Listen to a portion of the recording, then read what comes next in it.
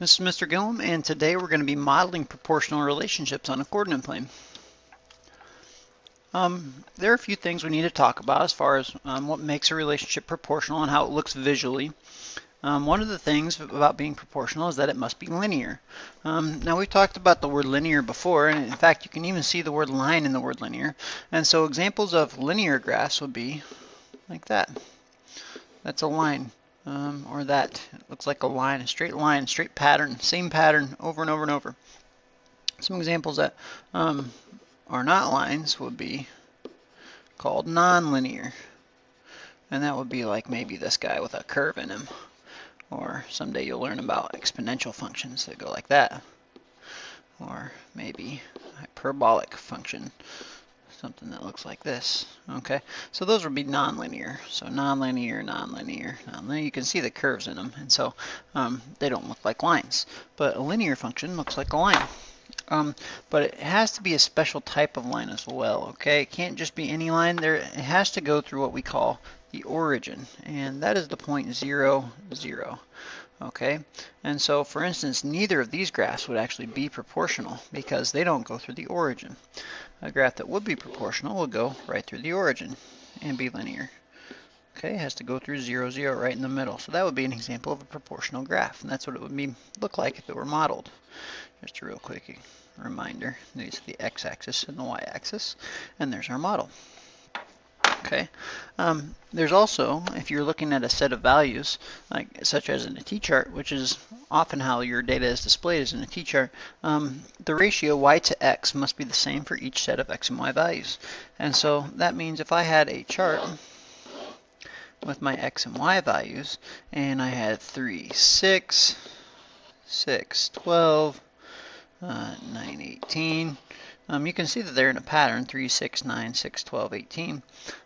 But to tell if they're proportional or not, I need to compare the y to the x value. Or better yet, we're going to use a fraction, y over x. So in this case, 6 over 3, that would equal 2. 12 over 6, that would equal 2. And 18 over 9, that would equal 2. I know that this would be a proportional relationship. Without even having the graph, I would know that. Okay, and so that's one way to tell if it's proportional as well. Now sometimes it might not be the same ratio, even though there is a pattern, and we're going to take a look at that as well. So the first example here, I was unable to print them out like this, but take a second now to draw a line, and it's going to have be going right through the middle. It's going to be going over 1, up 1 each time, over 1, up 1, over 1, up 1, over 1, up 1. And take a second to draw this line on your paper so you have a nice linear graph. And I'm going to do a little reviewing here about how I can take coordinates away from a graph. So this is the x-axis and the y-axis, and our ordered pairs are in the form x, comma, y. So we think about them as left and right first, up and down second. Okay, and so what I'm going to do first, before I do anything else, I'm going to go ahead and make a little chart over here, and I'm going to just pick some of the values. I don't have to have all of them, but let's just say, let's pick 4. Okay, and so I see that 0, 0 is one of the coordinates. Left and right 0, up and down 0. I see that over 1, up 1, or positive 1 would be a set of coordinates. And then over 2, up 2, that would also be positive. And so let's just keep it to the positives for today. Let's just pick one more, over 3, up 3. And so let's determine if this is a proportional relationship or not. The first thing we need to make sure of is that it is linear. So as you can see, this pattern follows the pattern of a straight line. So I would say that yes, this is linear. So is it linear? Yes, check. That is good. The second thing I need to worry about, does it cross through the origin? Does it go through 0, 0? Well, let's take a look here. In the middle of the graph, it does go right through the middle, and I see that one of my ordered pairs is 0, 0, so yes, it does go through 0, 0. So far we are proportional. And so just by looking at the graph, those are the two things that we need to have. So yes, this would be, yes, proportional. All right, it's a linear line. It goes, sorry, it's a linear model, and it goes to the origin. And now, just because I know it's proportional, that means that my ratio of y to x should be the same on each one. When you're using your proportional relationship, or checking your y to x or your y to x values, this is a requirement point. Okay, it has to go through 0, 0. So don't use this as part of your ratio, okay, because 0 to 0 is really just, I mean, it's going to mean 0. So we're just using the coordinates that are not included in 0, 0. So we're not going to use 0, 0 as our ratio, but we can do 1 over 1, or 2 over 2, and 3 over 3. And as you can see, each of those ratios is reduced or is the equivalent to 1. And so they match all the way down. All right, so this would be a proportional relationship. Take a look at another one here. So again, we need to determine if it's proportional or not. I see that it is linear. Makes a nice straight line, so that's good. And does it go through 0, 0? Okay, well, unfortunately, 0, 0 is down here, and that's not going through the point 0, 0. So unfortunately, this is not a proportional. So we're going to call this non-proportional. And so let's take a look at the t-chart if I had some values in here. And let's go ahead and pull some values. It looks like I have left and right 0, up 3. We're going to kind of avoid that point. Let's do over 2, up 4. So 2, 4 is one of the coordinates. And then we have 1, 2, 3, 4, up 5. And over 6, up 6.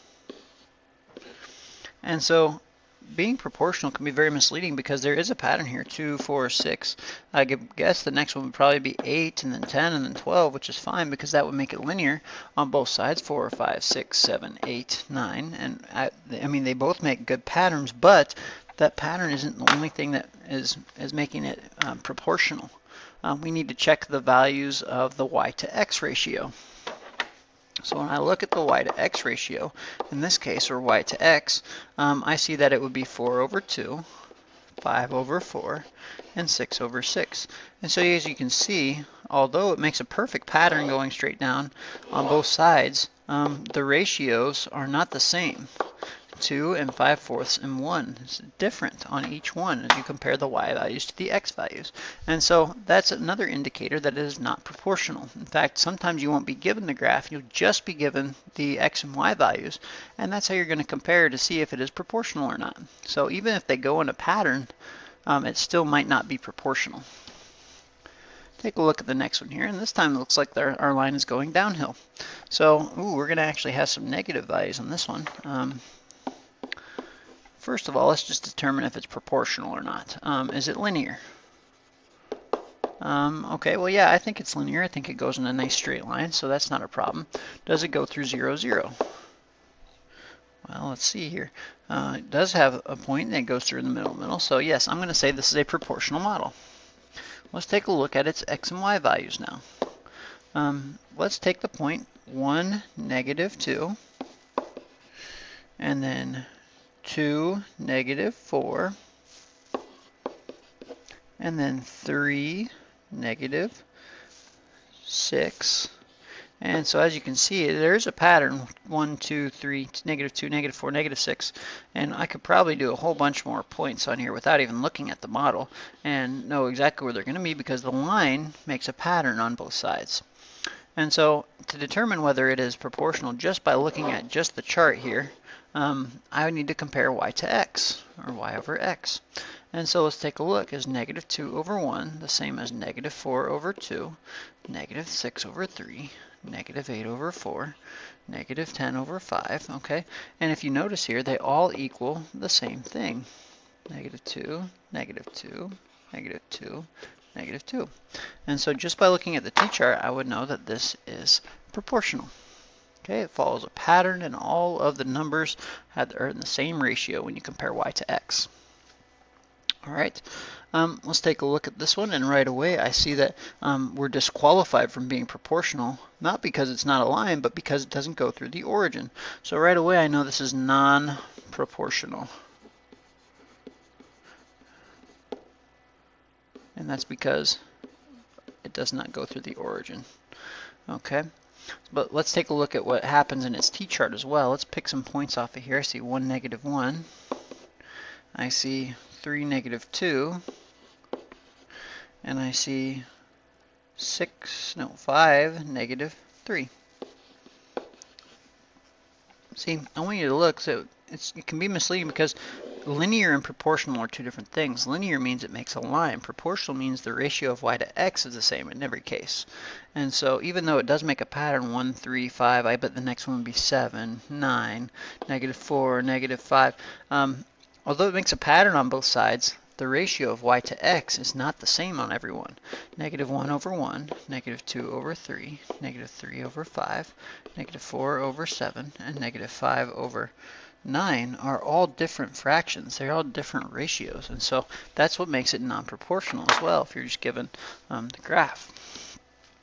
On this graph, right away, I know it's non-proportional. And the reason I know it's non-proportional is because it is non-linear. Okay, so let's take a few of these points here too, and it looks like I had the point over 1 up 2, so 1, 2. I had the point 2, 1, 2, 3, 4, 5, 6. And you know what, I think that might be enough to tell. The ratio of y to x is 2/1 and 6/2, which is 2 and 3. Those are not the same number, so it means it's not proportional. All right. This graph is linear. Well, it's linear in different parts, I should say. This part of the graph is linear. This part of the graph is linear. This part of the graph is linear. Each part is linear, but because it's not a continuous function, well, I guess it is continuous, but because it's not all linear at the same time at the same rate, and it's separated into different intervals or pieces, we're going to say that this is also non-proportional. Okay, even though parts of it are linear, the whole thing is not linear. Also, it doesn't go through the origin either, so there's two ways to tell that that one is not proportional. I want to do one more little thing here with you. You may be given, on Study Island, an X and Y chart here that says the relationship is proportional. So it'll say some information, some directions, say that the relationship is proportional. The relationship is proportional. Okay. And so you'll have that information, and it might give you like 1, 4, 2, blank, 3, 12, and it's going to ask you what is the missing value. And so again, if it's proportional, we know it's linear, it's going to follow a pattern. So if it goes 1, 2, 3, then it must be 4, 8, 12. That's one way you could think of it if it is proportional. But really what we want to practice is actually using proportions. So I know that the ratio of y to x, if it's proportional, should be the same. So if I compare 4 to 1, it should be equal to something to 2. Well, we wouldn't use a question mark at this point. We know about algebra, so we would use a letter, n to 2. And then I could solve this proportion through cross multiplication. 8 equals n, so I would know that this value would be 8. All right, and so I guess we can do one more of those. If it says it is proportional, x and y, let's just say I had 1, 3, 2, 6, 3, 9, 4, question mark, 5, question mark. Okay, this one might be a little more obvious. Again, if it is proportional, both columns should follow the same pattern. 1, 2, 3, 4, 5, 3, 6, 9, 12, 15. So I would have a pretty good idea that this should be a 12 and a 15 because it follows that linear pattern. It has to be linear. But if I didn't recognize that or see that, in fact, you probably are going to want to use a proportion. So I can use any of these because I know that 3 to 1, which is y to x, 3 to 1 is equal to 6 to 2, is equal to 9 to 3, is equal to something to 4, is equal to something to 5. So let's just look at the middle part here. If I cross multiply, 36 equals 3 times something. We don't know. and then I could find that n equals 12, and that follows our pattern. And then we could have a 12 here now instead of a question mark.